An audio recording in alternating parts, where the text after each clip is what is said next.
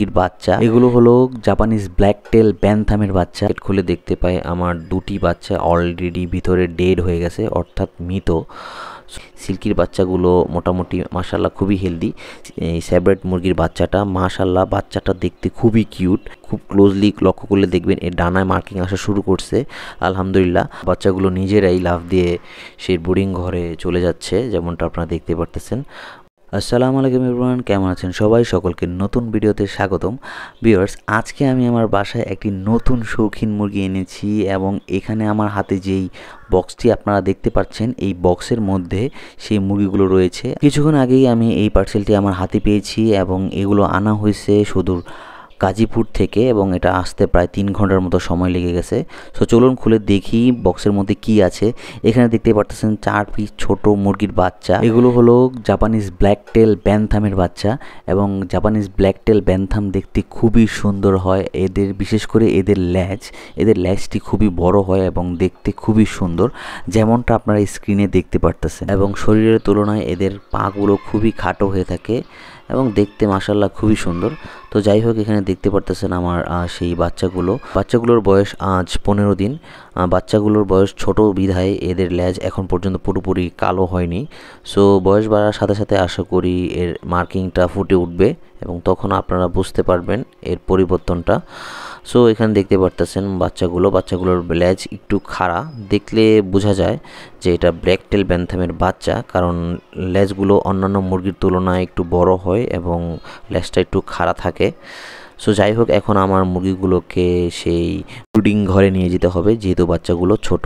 So এখানে দেখতে পারতেছেন আমার সেই মুরগিগুলো আমি দেশি মুরগির নিচে ফুটিয়েছিলাম। এখানে টোটাল 3 পিস মুরগি আছে এবং 3 পিসের মধ্যে 1 পিস হচ্ছে গোল্ডেন স্যাব্রাইটের বাচ্চা এবং বাকি 3 পিস হচ্ছে আমার সেই ইউরোপিয়ান সিল্কির বাচ্চা।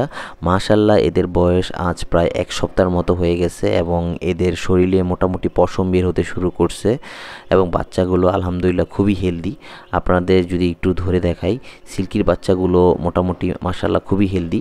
সিল্কির বাচ্চাগুলো একটু বড় দেখা যাচ্ছে, যার মূল কারণ হচ্ছে সিল্কি জাতটা গোল্ডেন স্যাব্রাইটের জাত থেকে খানিকটা বড়, কারণ আকারের দিক থেকে সিল্কি স্যাব্রাইট থেকে বড় হয়ে থাকে। সো এদের বাচ্চাটা বড় হবে, এটাই স্বাভাবিক। সো এখানে দেখতে পারতেছেন আমার সেই বাচ্চাগুলো। আমি এখন গোল্ডেন স্যাব্রাইটের বাচ্চাটাকে ধরবো। এখানে দেখতে পারতেছেন মাশাল্লাহ এটা খুবই অ্যাক্টিভ, এটাকে ধরতে খুবই কষ্ট হয়। সো এখানে দেখতে পারতেছেন আমার সেই স্যাব্রাইট মুরগির বাচ্চাটা। মাশাল্লাহ বাচ্চাটা দেখতে খুবই কিউট এবং এর ডানায় যে মার্কিং এসে পড়ছে, আপনারা যেমনটা একটু লক্ষ্য করলে দেখবেন, খুব ক্লোজলি লক্ষ্য করলে দেখবেন এর ডানায় মার্কিং আসা শুরু করছে। আলহামদুলিল্লাহ প্রথম এটাকে দেশি মুরগির বাচ্চার মতো দেখতে দেখা যেত, কিন্তু এখন ধীরে ধীরে এটা একটু চেঞ্জ হচ্ছে এবং এটা মোটামুটি খুবই ছোট। সো যাই হোক, সকলেই এই বাচ্চাটার জন্য দোয়া করবেন এবং অন্যান্য বাচ্চাগুলোর জন্য দোয়া করবেন যাতে এগুলো আমি টেকাতে পারি। সো এখানে দেখতে পারতেছেন আমার বাচ্চাগুলো। এখন আমি বাচ্চাগুলোকে ব্রুডিং ঘরে ছেড়ে দেবো। ইনশাআল্লাহ বাচ্চাগুলো নিজেরাই লাফ দিয়ে সেই ব্রুডিং ঘরে চলে যাচ্ছে, যেমনটা আপনারা দেখতে পারতেছেন। মাশাল্লাহ বাচ্চাগুলো খুবই অ্যাক্টিভ।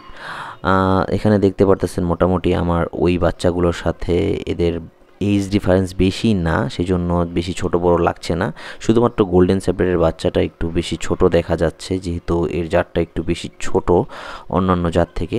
সো এখানে দেখতে পারতেছেন মাশাল্লাহ সবগুলো বাচ্চা একসাথে। একটি দুঃখের সংবাদ হচ্ছে, আমি যখন বাচ্চাগুলো বাসায় আনি, অর্থাৎ বাস কাউন্টার থেকে আমার বাসায় আনি, তখন প্যাকেট খুলে দেখতে পাই আমার দুটি বাচ্চা অলরেডি ভিতরে ডেড হয়ে গেছে, অর্থাৎ মৃত। সো এই দেখে আমি আমার যার থেকে এইগুলো কালেক্ট করি তাকে জানাই এবং সে সঙ্গে সঙ্গে আরও 2টি বাচ্চা আমাকে দিয়ে দেয়। যাক আলহামদুলিল্লাহ, এখন মোটামুটি সবগুলো বাচ্চাই সুস্থ আছে।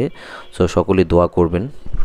বাচ্চাগুলোকে আনার সাথে সাথে আমি বাচ্চাগুলোকে লাইজোবেটের পানি দিই, কারণ লাইজোবেটের মিশ্রিত পানি বাচ্চাগুলোকে রিকভারি করতে খুবই হেল্প করবে, কারণ বাচ্চাগুলো যেহেতু দীর্ঘ পথ পাড়ি দিয়ে আমার বাসায় এসেছে। সো বাচ্চাগুলোকে খুবই এনার্জেটিক থাকবে এবং খুবই অ্যাক্টিভ থাকবে। এবং 6 ঘন্টা পর আমি ওষুধ মিশ্রিত পানিগুলো ফেলে দেব, কারণ 6 ঘন্টার বেশি ওষুধ মিশ্রিত পানিগুলো রাখা ঠিক না, কারণ এগুলো খেলে মুরগির ক্ষতি হতে পারে। যাই হোক, এখানে দেখতে পারতেছেন মুরগিগুলো খুবই তৃষ্ণার্ত ছিল, এই জন্য তারা পানি খাচ্ছে। সো এখন আমি মুরগিগুলোকে খাবারেও দিয়ে দিব। পাশাপাশি খাবারের পূর্বে মুরগিগুলোকে লাইজোবিটের পানি দেওয়ার ফলে মুরগিগুলো আগে থেকে সতেজ হবে এবং খাবারের প্রতি আগ্রহ প্রকাশ করবে, অর্থাৎ এর রুচি বৃদ্ধি পাবে।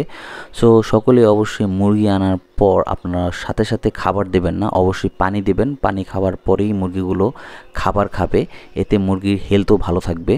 সো যেমনটা দেখতে পারতেছেন আমার মুরগিগুলো খাবার খাওয়া শুরু করে দিছে। তারা যেহেতু একটু আগে পানি খেয়েছে, সো তারা এখন খাবার খাবে। এর পাশাপাশি আমি আমার ইনকিউবেটরে কিছু গোল্ডেন স্যাব্রাইট এবং সিল্কি মুরগির ডিম বসিয়েছি। এখানে টোটাল 24 পিসের মতো ডিম আছে। মোটামুটি আলহামদুলিল্লাহ অনেকগুলোই ফার্টাইল হয়েছে। দোয়া করবেন আশা করি সকলেই, যাতে সবগুলো ডিম থেকে বাচ্চা ফুটে। এবং এর পাশাপাশি আজকে আমি টোটাল 3 পিস ডিম কালেক্ট করেছি আমার মুরগির খাঁচা থেকে। এখানে 1 পিস হচ্ছে গোল্ডেন স্যাব্রাইটের এবং বাকি 2 পিস হচ্ছে সিল্কি এবং দেশি মুরগির। সো আজকের ভিডিও এই পর্যন্তই। দেখা হচ্ছে নতুন আরেকটি ভিডিওতে এবং নতুন আপডেট নিয়ে আপনাদের মাঝে আমি অবশ্যই হাজির হব। সো ততক্ষণ পর্যন্ত সকলেই আমার চ্যানেলটি সাবস্ক্রাইব করে আমার পাশেই থাকবেন। সকলকে ধন্যবাদ। আসসালামু আলাইকুম।